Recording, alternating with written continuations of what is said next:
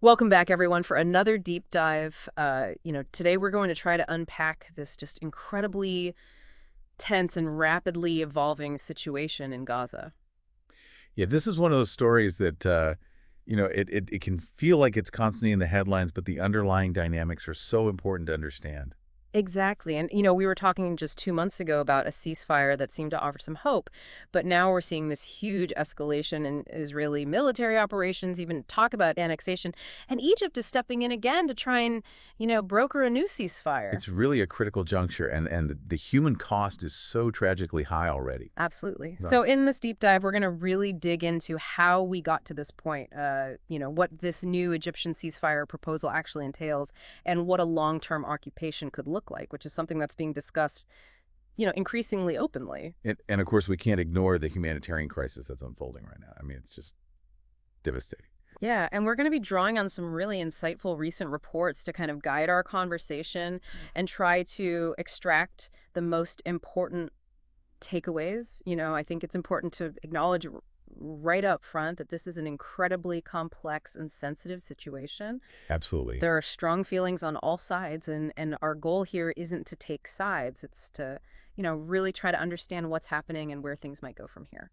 Yeah, I mean, I think that's really important, right? To try and step back and look at the different perspectives and the dynamics that are driving this conflict. So let's start by rewinding a bit because, like I said, that just a couple of months ago, there was a ceasefire in place in Gaza. There was at least, a semblance of calm.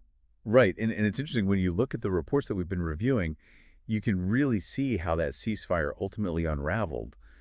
And there were a number of factors at play. Yeah, yeah. What were some of the key things that you saw? Well, mistrust between the two sides is obviously huge. I mean, there's a long history there, and that makes it so difficult to build any kind of lasting peace. Yeah, that historical baggage is really heavy. It is, and then, of course, you have these cycles of violence. Yeah. One incident leads to another, and it just keeps escalating. And then you add in the political maneuvering on both sides, everyone trying to, position themselves for advantage, and it's just a recipe for breakdown. And that's exactly what we've seen. I mean, the consequences of this collapsed ceasefire have been just horrific. Absolutely. The reports are coming in of intensified Israeli airstrikes. The death toll in Gaza is now over 700 in just over a week. I mean, that's just staggering. It is. It's a devastating number, and it really underscores the urgency of finding some kind of resolution. 50,000 lives lost. I mean, it's almost impossible to grasp the human scale of that tragedy. Yeah, you read these reports and you see the numbers, but it's so important to remember that each one of those numbers represents a human life, a family, a community that's been shattered. It's just heartbreaking. And to make matters even more complex and frankly concerning, Prime Minister Netanyahu's administration is now openly discussing the possibility of annexation. Right, and that's a really significant shift. I mean, it suggests that Israel might be considering a much more permanent control over Gaza.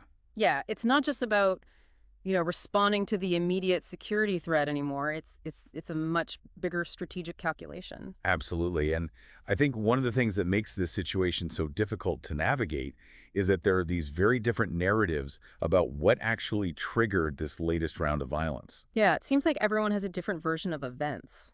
So on the one hand, you have Israeli officials saying very clearly that Hamas initiated these attacks, that they violated the ceasefire, and that's what forced Israel's hand. And that's a narrative that we've heard before. Right. But then you have Palestinian sources saying, no, wait a minute.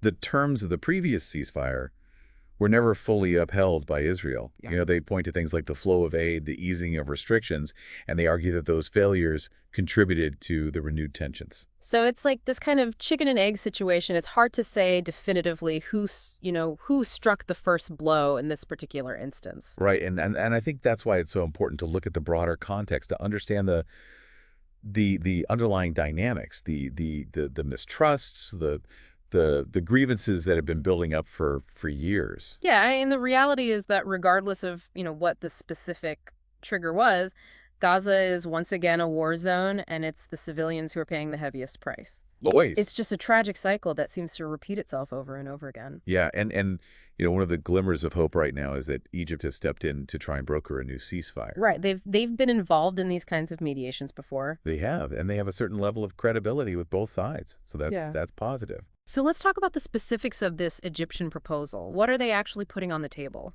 Well, from the reports we've seen, it looks like they're proposing a deal where Hamas would release 5 captives. Okay. In exchange for that, Israel would agree to provide a significant amount of humanitarian aid to Gaza, and there would be a temporary halt to the fighting. So kind of a quid pro quo, Hey. a gesture of goodwill on both sides. Exactly. But even though it sounds like a reasonable starting point, there's already a lot of skepticism about whether it will actually work.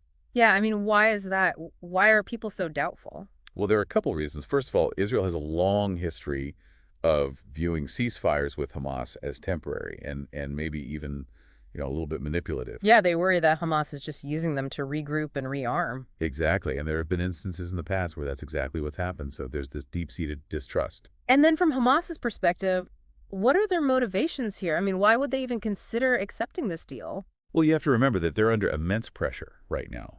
The Israeli military offensive is taking a heavy toll, and the humanitarian situation in Gaza is just dire. Yeah. So they desperately need that aid.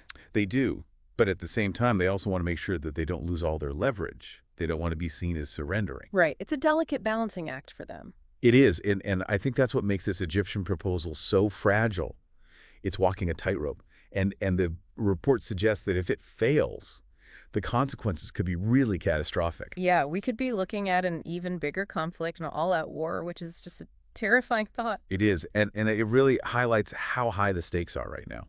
Absolutely. So we've talked about the immediate situation, the ceasefire efforts, but there's another really concerning development that we need to address, and that's this growing talk about a potential long-term Israeli military occupation of Gaza. Right, and this is something that's been kind of bubbling under the surface for a while, but it seems to be gaining more traction now. Yeah, it feels like a very significant shift in the conversation. It is. I mean, we've heard talk about dismantling Hamas's military capabilities, about securing the release of hostages, but a full-blown military occupation, that's a whole different ballgame. It implies a much more permanent control over Gaza. Yeah, it suggests that Israel might be thinking about taking direct control of everything, the government, the security, the daily lives of Palestinians. And there's some people who argue that this is actually the best way to achieve long-term stability in the region. Right, their argument is that Hamas is the root of the problem, and that as long as they're in control, there will never be peace. So they believe that a strong Israeli hand is needed to completely eliminate the threat. Yeah, and to kind of create the conditions for a more peaceful future. But there are obviously huge criticisms of this approach. Yeah, I mean, the potential downsides seem enormous. Well, first of all, just logistically occupying Gaza would be a nightmare. I mean, it's a densely populated area. It would require a massive commitment of resources and manpower. And for how long? I mean, are we talking years, decades? That's the question nobody really knows. And then there's the question of resistance. I mean, you can't occupy a population against their will without expecting some kind of backlash. Yeah, it could easily lead to more violence, more instability. Exactly. And then on top of all that, you have the international community. How would they react to a long-term Israeli occupation of Gaza? Yeah, I mean, the optics would be terrible. It could lead to more sanctions, more isolation for Israel. Exactly. And that's something that Israel has to weigh very carefully. It's a very, very risky proposition, and it's impossible not to think about the parallels with the West Bank. Yeah. I mean, could we be looking at a situation where Gaza becomes another long-term occupied territory? That's the concern. And if that were to happen, the implications for Palestinian civilians would be profound. Yeah. I mean, what are some of the key things that we've seen in the West Bank that would be worrying if they were replicated in Gaza? Well, restrictions on movement checkpoints, constant security checks. Yeah. Those have become a part of daily life for Palestinians. Yeah, and access to essential services, healthcare, education, those things could become much more difficult. Exactly. And then there's the whole question of self-determination. I mean, if you're living under military occupation indefinitely, what does that mean for your future, for your ability to govern yourselves? It's a very, very bleak prospect, and I think it's so important that amidst all this talk about politics and military strategy, we don't lose sight of the human cost of this conflict. Absolutely. I mean, the humanitarian situation in Gaza right now is just catastrophic. It is. And the reports that we're seeing are just heartbreaking. The death toll is now over 50,000. And it's important to remember that those are not just numbers. Those are individuals with families and dreams, and their lives have been cut short. And for those who are still alive, they're facing unimaginable suffering.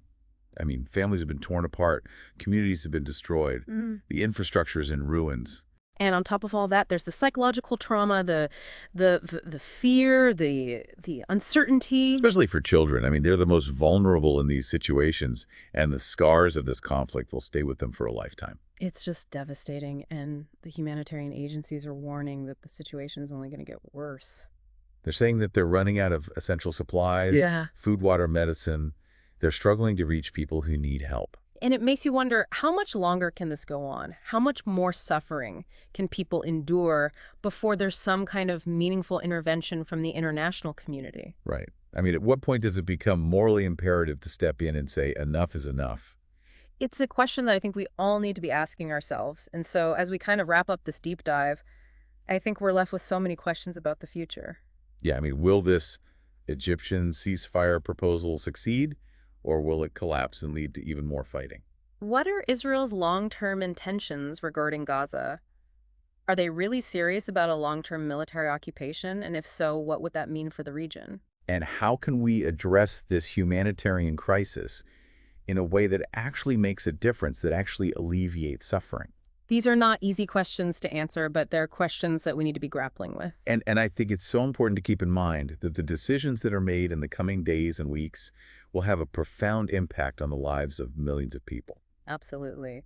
So as we leave you today, we just encourage you to keep learning, keep engaging with this issue because it's one that's not going away anytime soon. And to remember the human stories behind the headlines, because ultimately this conflict is about people's lives, their hopes, their dreams, their futures. And we need to do everything we can to ensure that those futures are not stolen away by violence and conflict. Absolutely. Thanks for joining us, Thanks. and we'll see you next time for another deep dive. See you then.